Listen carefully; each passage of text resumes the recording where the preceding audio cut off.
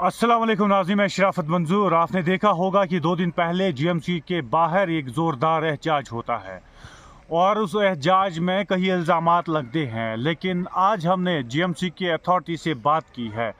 GMC में काम करने वाले कर्मचारी या हम अथॉरिटी की बात करें तो अथॉरिटी ने आज फ़ोन लाइन पे बताया कि ये जो मासूम है ये न्यूबॉर्न बेबी है और कुछ ही घंटे पहले ये पैदा हुआ था और उसके बाद इन्होंने एक प्राइवेट अस्पताल में सर्जरी की थी।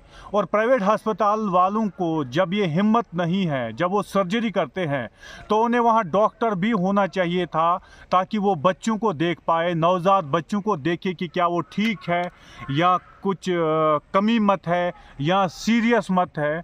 उसके लिए फिर जीएमसी हंदवारा को जिम्मेदार ठहराया जाता है। आपकी जानकारी के लिए हम बता दें कि जहां अथॉरिटीज़ का मानना है कि ये मासूम बच्चा जो है ये हमारे सबसे पहले इम्यूनाइजेशन सेक्शन में आया था। वहाँ पे जो ड्रॉप दिया गया था, वहाँ पे जो कर्मचारी था उसने बताया कि ये चिल्ला क्यों नहीं रहा है। जब भी ऐसा इम्यूनाइजेशन सेक्शन में न्यूबॉर्न बेबी को ड्रॉप दिया जाता है तो वो चिल्लाते हैं। तो उसका मानना था, उन्होंने बोला था कि आप डॉक्टर को दिखाएं, लेकिन इनके पास पर्सनल गाड़ी थी। ये भी सही है और ये भी सही है जो ये कह रहे हैं, सही है गलत है बेहतर इन्वेस्टिगेशन बताएगी। लेकिन ये भी जो कह रहे हैं कि टिप्पर सामने रखी थी, टिप्पर की वजह से उनकी गाड़ी ना पहुंच पाई। हालांकि इसके बाद अथॉरिटीज़ का मानना है कि उसके बाद इसको डॉक्टर वसीम ने चेक किया। डॉक्टर वसीम ने बताया कि इस पर रेस्पिरेटरी सिस्टम जो है वो शायद काम नहीं कर रहा है। उसके बाद इन्हें डॉक्टर खालिद के पास पहुंचा दिया गया। डॉक्टर खालिद ने इनको पहले ही आती जैसी चेक किया कि बोला एम्बुलेंस को रेडी रखो, लेकिन इसका रेस्पिरेटरी सिस्टम जो है वो काम नहीं कर रहा है। रिवाइव करने के लिए डॉक्टर ने काम किया लेकिन रिवाइव नहीं हो गया। अनफॉर्चुनेटली वाक़ा है कि इसकी मौत वाक़या हुई। उसके बाद इन लोगों को जो गाड़ी थी, पर्सनल गाड़ी थी, वो गेट के पास थी और गेट के पास टिप्पर भी जो वीडियो में दिखाया गया है सोशल मीडिया पे। उसके बाद जीएमसी अथॉरिटीज़ को ब्लेम करना या डॉक्टर को ब्लेम करना मेरे ख्याल से सही नहीं होगा। जो कुछ जीएमसी अथॉरिटी कह रही है, जीएमसी अथॉरिटी कह रही है कि हमने कहाँ गलत किया है, क्योंकि कंस्ट्रक्शन का काम वहाँ पे ऑलरेडी जारी है और हमने ऑलरेडी जो है नया गेट खोल दिया गया है पब्लिक के लिए। और वो नया गेट जैसे ही अस्पताल के अंदर आप आते हैं, अस्पताल के परमिस अंदर आप जाते हैं तो वहाँ पे नया गेट लगाया गया है जहाँ पे नया हॉस्पिटल बन रहा है।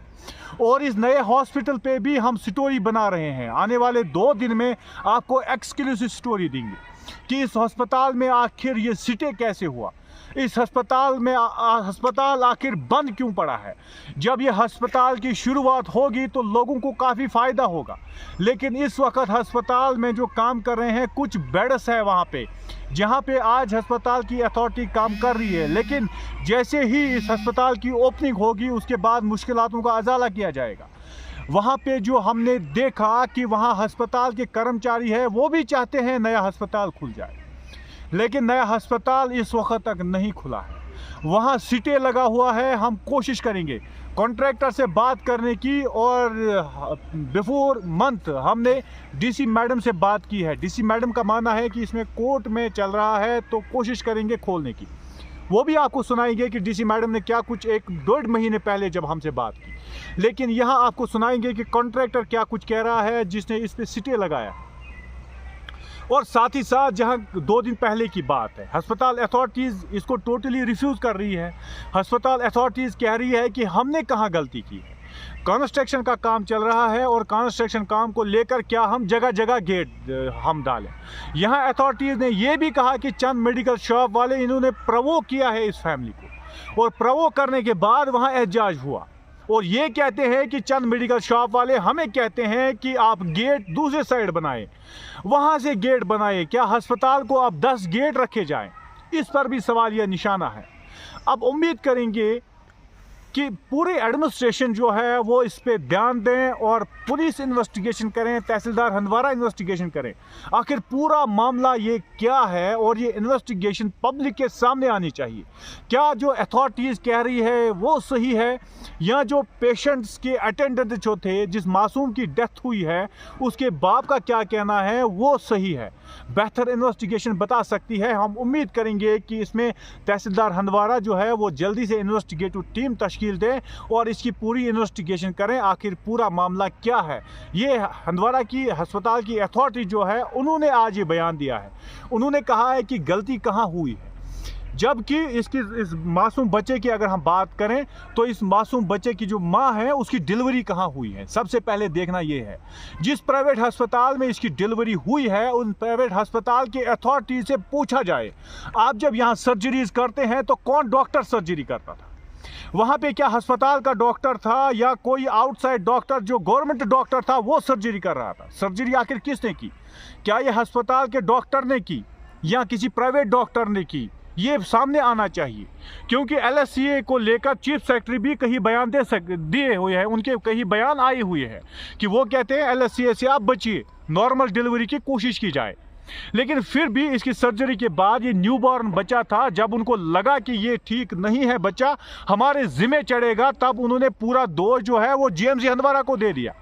सर्जरी कहाँ हुई, वहाँ डॉक्टर क्यों नहीं था बच्चों का? जिस प्राइवेट अस्पताल में सर्जरी हुई वहाँ प्राइवेट अस्पताल में डॉक्टर क्यों नहीं है बच्चों का?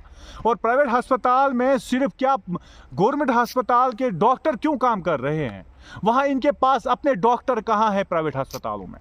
प्राइवेट अस्पताल जिसने खोला है कि क्या उसको जिम्मेदारी नहीं है कि वो डॉक्टर वहाँ पे रखें? उसने क्यों गवर्नमेंट डॉक्टरों को वहाँ पे रखा? और उम्मीद करूँगा मैं जो नेक्स्ट रिपोर्ट होगा मेरा उस पर शायद कहीं ना कहीं चीफ सेक्रेटरी एक्शन करेंगे, क्योंकि गोल्डन कार्ड 2019 के आने के बाद मोदी जी ने एक बहुत ही अच्छा काम किया था। नरेंद्र मोदी ने उसने गोल्डन कार्ड उन लोगों के लिए दिया था जो लोग गरीब हैं, लेकिन कश्मीर में इसका गलत फ़ायदा उठाया जा रहा है। कश्मीर के डॉक्टरों ने गलत फ़ायदा उठाया, चंद डॉक्टर, सारे डॉक्टरों को ब्लेम नहीं कर रहा हूँ, चंद डॉक्टरों ने इसका गलत फ़ायदा उठाया और उन डॉक्टरों ने गोल्डन कार्ड को ऐसे यूज़ किया जैसे हमने बरजुला में देखा है।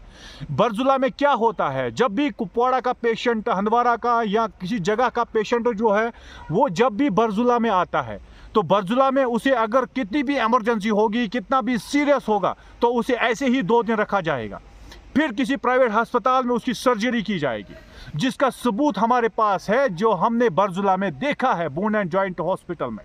वो भी, उस पर भी एक स्टोरी हम कर रहे हैं, कोशिश करेंगे डिस्ट्रिक्ट डेवलपमेंट कमिश्नर श्रीनगर से बात करने की और साथ ही साथ आबिद रशीद कमिश्नर सेक्रेटरी से बात करने की कि जो बोन एंड जॉइंट अस्पताल में जो डॉक्टर, सर्जन है या असिस्टेंट प्रोफेसर है वो कैसे रिफ्यूज़ कर सकते हैं पेशेंट को थिएटर में ले जाकर, उसके बाद उसकी सर्जरी प्राइवेट अस्पताल में की जाती है। और वो सबूत भी हमारे पास है, कोशिश करेंगे उन दोनों को लाने की और उसके बाद इस स्टोरी में हम आगे बताएंगे कि आखिर बोन एंड जॉइंट हॉस्पिटल में किस तरह के पेशेंट आते हैं और उन पेशेंटों को कैसे ट्रीट किया जाता है।